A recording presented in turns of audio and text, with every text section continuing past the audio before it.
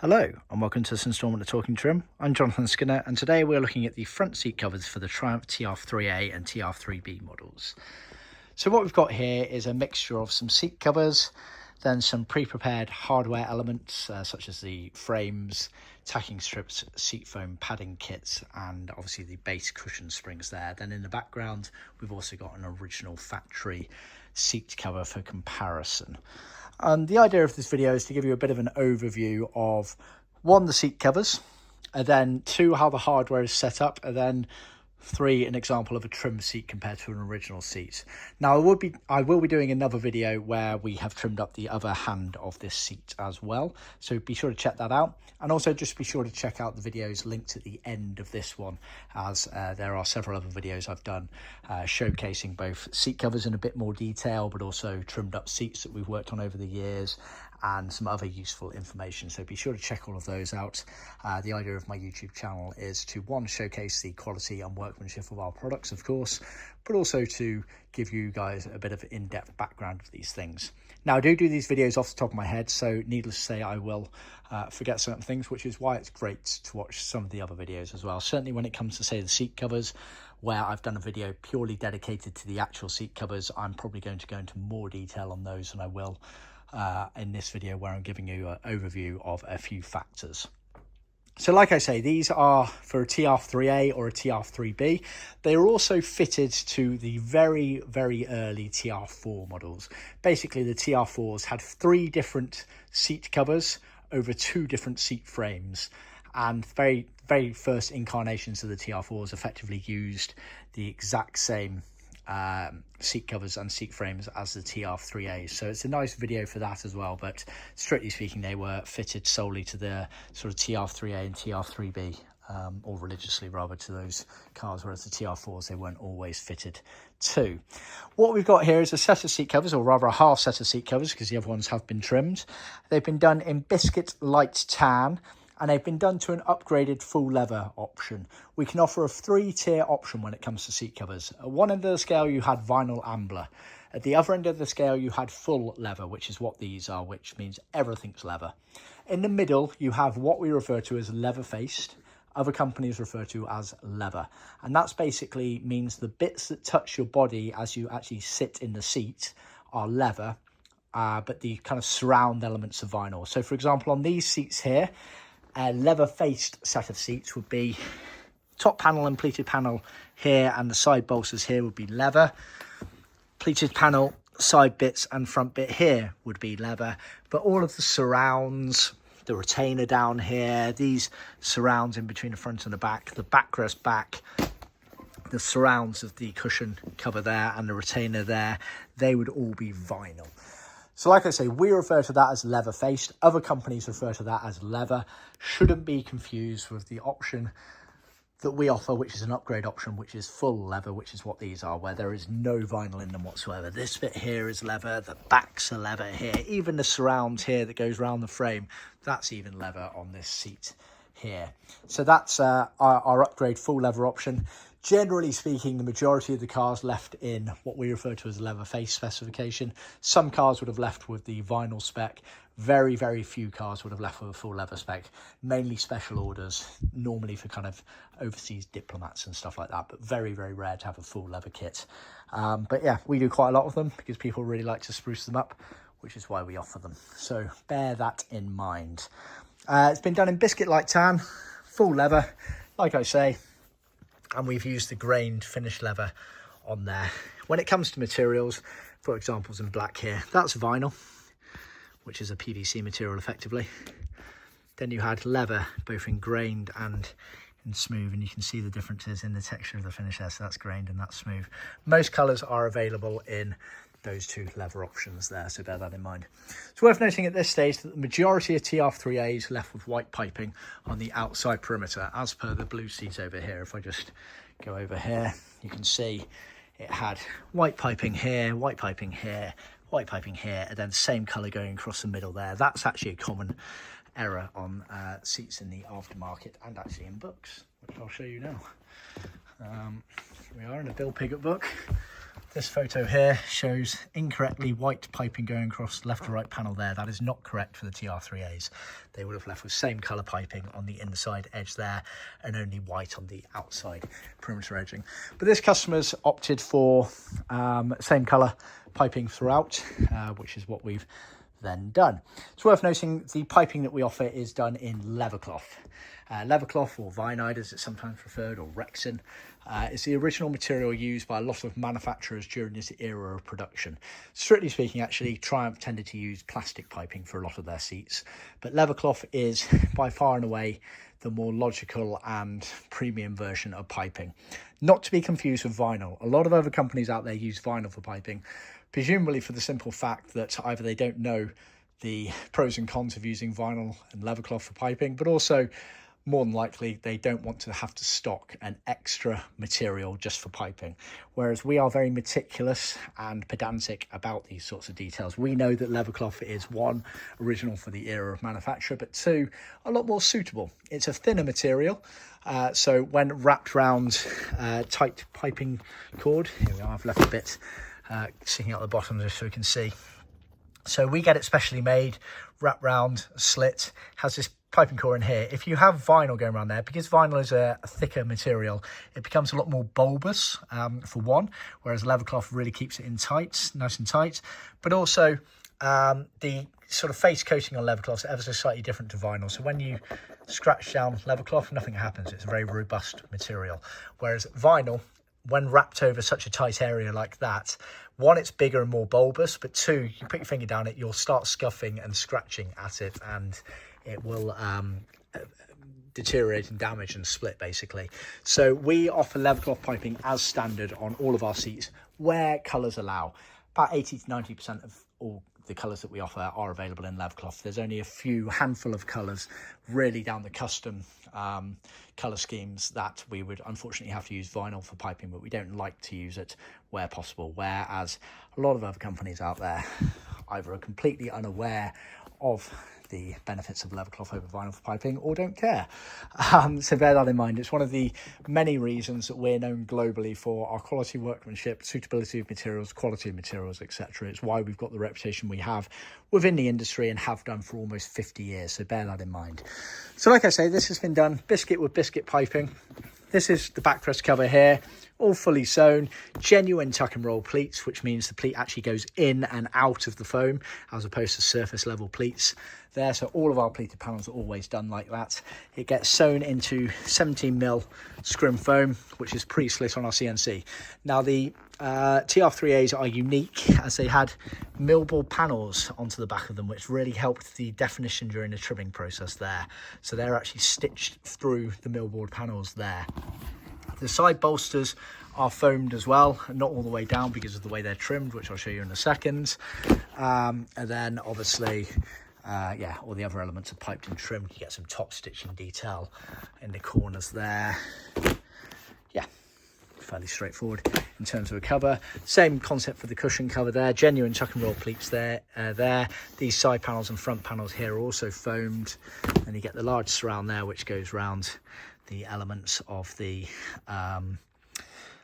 spring surround, which again I'll show you. So we sell the seat covers as a car set, so enough to trim one car worth, a pair of seats effectively. Now it's worth noting that generally speaking, although not always true, in the TR3As you had one fixed seat frame and one tilt seat frame, and that's actually the example we've got here. So the trimmed up one is a tilt. I'll see if I can do it with one hand. Yeah, you can just about get the tilt mechanism. I won't do the whole thing because the cushion cover will come out and I don't want that to happen. And then we have a fixed frame here, so that one is fixed there. So that is the majority of the OEM factory spec would have left to that specification there. But in terms of the actual covers themselves, they're not handed, they're identical. The only thing that changes is the loose bits of material that get trimmed round. So for the fixed frame, as per this, you get one big strip which effectively gets trimmed round here and up to the corners here, but then the rest of the back here is trimmed by the excess material on the back here, and it gets looped round and under because it doesn't tilt. Whereas the tilt frame had this piece as well, which, as you can see, gets trimmed around here. The ears are these bits here, but then the back section, because it tilts, you had a separate rectangle here which you trim round and you fold over to create a nice finish there. But effectively, because this one tilts, the backrest cover is trimmed up and round the back of the backrest frame, whereas for this one here, which you'll see on a later video I'll do showing the trim seat, the backrest goes up and underneath on the bottom of it there. So you also get the loose materials here, but obviously some of them have already been used to trim. So like I say, it'd be worth checking out my other videos showcasing just the seat covers as they go into a lot more detail. But as you can see here, we've fully trimmed these up to the cushion base and to the backrest on one, and then we will be doing the other one. So I just wanted to go over the kind of setup of the hardware as well. So these frames, let's start with the frames. The frames are aftermarket frames. They're obviously the TR3A spec. On that note, it is worth noting that some of the big wholesalers do confusingly label the frames TR2 to TR3A. That is not correct. Do see my other video where I do go into more details about this, but basically TR2 and TR3 seat frames are identical to one another, barring the tilt and fixed element of them. The TR3A frames are different. They're a lot pointier at the top, whereas the TR2 and TR3 come out a lot more. But like I say, do see our website for more details and other videos for more details on that. In the aftermarket, I'm fairly sure TR2 and TR3 seat frames are no longer available. TR3A frames are readily available. So this is a 3A frame, it is an aftermarket frame. There are also two versions of it. You have the flat pan here, which is what this one is, and then you have ones that have kind of a recess in them. And the recess in them was typically for late TR3As, but also the early TR4s, where the spring unit had this separate section which sat in the recess underneath, and it gave you an extra bit of cushion and padding on it there. So they're effectively two different versions of 3A frames, and therefore two different versions of springs. Like the springs are identical, apart from this element here has this kind of raised section which sinks down into the recess there, whereas this one is completely flat. Again, do see the video link at the end of this one where I go into all the details of the seat springs as well. So aftermarket frame, that's fixed, that's tilt there. In terms of the setup on the base unit, the padding kit, we use foam. Originally they used sort of fibre horsehair, but we use foam because it's a lot neater to work with. We have done for years, and we think it creates a lot better results, so bear that in mind. It's not that we're not using fibre horsehair, we actually use it for our E-type kits for the backrest, but for the TRs we have always used foam for many years, and we do find it works a lot better during the trimming process. So the foam kit, you basically get this scrim cover which goes over the top of the spring, and it allows you to alter the height and the sort of downward tension on the spring, which is useful for a couple of things, mostly for adjusting the height, albeit minimally, to allow you to sit a bit lower in the car if you're slightly taller. Obviously these classics are quite tight, shall we say, compared to modern day people.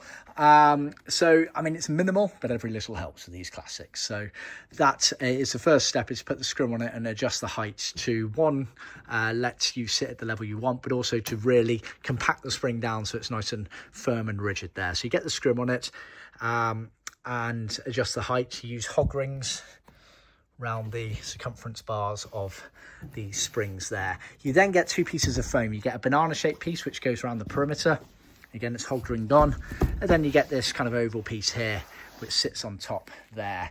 You just lightly glue those on. You do not need to go over the top. Everything will be kept in place by the seat cover when the seat cover is trimmed. Question is, am I going to be able to get this base cover out one-handed? Not sure I will. No. Oh yeah, there we go. Right, let's have a look. So you got the base cover there, and it's effectively trimmed all the way around using hog rings again. You get plenty of surplus material, and we do recommend that you don't necessarily cut off that surplus material. No real benefit to doing that, but it does give you a bit of leeway back and forth when you come to trim it. The trimming process, the piping pretty much sits on the perimeter of the spring element going around, unlike the earlier TR3, which kind of dipped down. This one did sit pretty much on the ridge of the spring. Trim all the way around with hog rings. And then if we continue to look at the seat frame here, this is obviously the tilt version here. So it's tilting like that. So you get this piece of material here, trims this around here. That's where that bulge element comes in, around there. And then you have a separate rectangle which you trim around the back edge there, including on these stoppers here. So that is the element of the base cover and the trimming process for it. Now if we go on to the oh no, one more thing on the base. So irrelevant on this one because it's a tilt frame, but on the fixed frame, which is this one, because you are effectively going to be trimming the backrest cover round onto the bottom, you want tacking strips on the bottom here. So we do supply the tacking strips for the base and the backrest. Backrest I'll come to in a second. But basically for the fixed frames like this, you want to have the 3 pieces of tacking strips on the bottom of the frame, which allow you to trim and tack the cover onto the base of the frame. Obviously for the tilt one it doesn't matter because you're not trimming the backrest cover onto the base of the frame because it tilts like that, and all you're doing is gluing the material round there. So it doesn't matter on the tilt version, only on the fixed version of the frame for the tacking strips on the bottom. Now moving on to the backrest element of the frame. You have basically a 2-part foam kit. You have this blue foam here, which is one piece glued and shaped into the circumference, so it's kind of layered on top of it there. You can see it semi pulls away just because of the shape of the frame. That again, that is not going to matter once the actual trimming process starts underway, etc. So just semi ignore that. You want to be drawing a line down the center of it. That will help with the trimming process. And then you get a foam padding for the backrest section there, which does loop round semi onto the top and the sides there. And then depending on tilt versus fixed, you're either wrapping it round onto the bottom like this one, or you're tucking it up underneath the frame on the tilt versions of the frame. So that's the backrest padding. We sell the padding kit as a set, so cushions and backrest is all part of the same padding kit. The springs are sold singly, so you want 2 of those per car set, whereas the foam kit you just need 1. It does 2 seats. Then we have the tacking strips. We sell the tacking strips as a set, enough for doing 2 seats basically, both the base parts, which I've just shown you, and the backrest parts. The backrest parts sit on the inside of the frame like this. You do want to soak them in water first. They're hardboard, so they will snap if you just bend them without any water, but if you soak them for sort of 5 or 10 minutes in water, then lightly bend them round and rivet them in place. Now we supply as standard the split rivets, which was how they're originally done and how we've done them on here.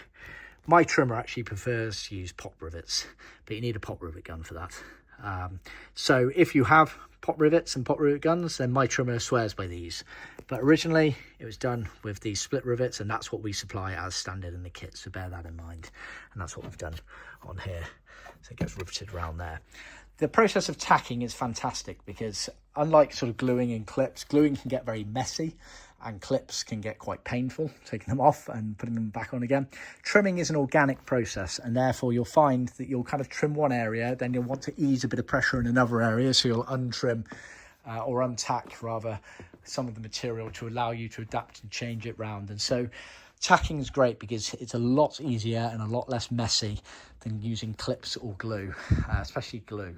So we do encourage people to use tacking strips, and it was the way they originally did it as well, so bear that in mind. So that's the setup for the frameworks there effectively. Obviously the spring units, I've detailed the 2 different versions. And then we got the original seat here. So this seat, like I say, it's factory original, looking a bit worse for wear. You can see the piping is plastic on this one, but like I say, we use Leathercloth, which is far superior, not vinyl. Yeah, it's a tilt version, a little bit worse for wear. This is midnight blue, this colour, which was one of the original Triumph colours.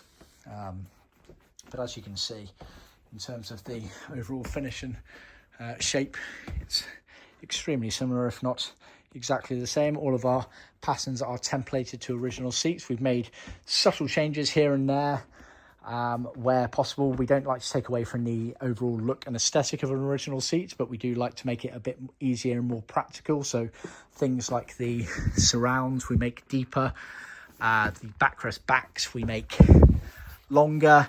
Also, it gives you a bit more material to pull on and play with, adjust the height, etc. So it's these little tips that we've learned over the years. You've got to remember, we do a very, very small range of cars in the grand scheme of things, and we do some of the same cars over and over again, and TR3As are one of them. We do so many TR3As, it's unreal. And so we're very experienced in them, and we supply some of the leading restorers in the industry. Think Mark Macy over at Macy's Garage in Ohio in the US. He arguably does the best TR restorations in the world, and he's used our kits for years. So I think that's the stamp of approval that you need. In fact, he won perfect score twice, I believe, with his TR4, which was actually fitted with the 3A style seats. So again, see our blog posting on that one, because it's a very proud moment that he's won perfect 100-point score in the competition twice. So yeah, I think that's a real stamp of approval. But yeah, I think that's kind of covers it. As you can see, lovely results. Obviously we can supply seat covers and the hardware elements of things, but if you want us to trim up your seats, if you want to ship us your seats, then you can do. If you want us to use aftermarket frames, then we can do. If you want us to source original frames, we can do. All of these things are completely up to you. We actually get lots and lots of customers shipping us their frames. This is actually a UK customer who ships us his frames, but we're doing a set of TR3 seats at the moment that a US customer has shipped over to us. Same again on a TR6, customer shipped over pretty much his whole car in bits, so we can trim it up, including his windscreen. So I think this again shows the level of understanding of our quality and knowledge of these cars, that people are willing to spend that sort of money to ship their frames over to us so that we can do the whole job for them, because they have the belief that it's not just about getting a John Skinner's kit, but it's making sure that John Skinner's kit is fitted the way it should be fitted. And so this is why I want to do these videos. One, to give you a bit of a glimpse into how it should look, and a few tips here and there. But ultimately, you know, to really showcase the quality and workmanship of our products, because when it comes to interior trim, do not make the assumption and mistake that all suppliers offer the same kits. They might be called the same, they might be listed the same in terms of colours and materials, but you've got to think of, one, the raw material quality. We only use the most premium of raw materials to start with, even down to things like the piping that I've gone into. You know, we deal using what we know to be the best and most suitable material for piping, whereas a lot of people take shortcuts and just use vinyl. But then you've got the quality of the original templates, the understanding of how they are fitted to the cars, and the little changes and improvements and adaptations that we've made, all within the same aesthetic. And it's this sort of knowledge and experience and attention to detail that sets us apart from the rest. So don't be drawn in by prices. Prices is a very odd metric to choose your interior trim supplier.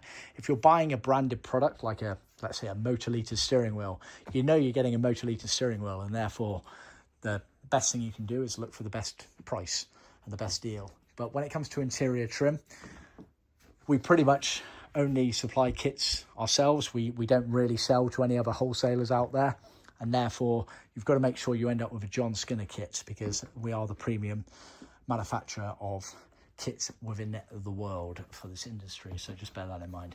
But anyway, worth checking out our website for more details on that.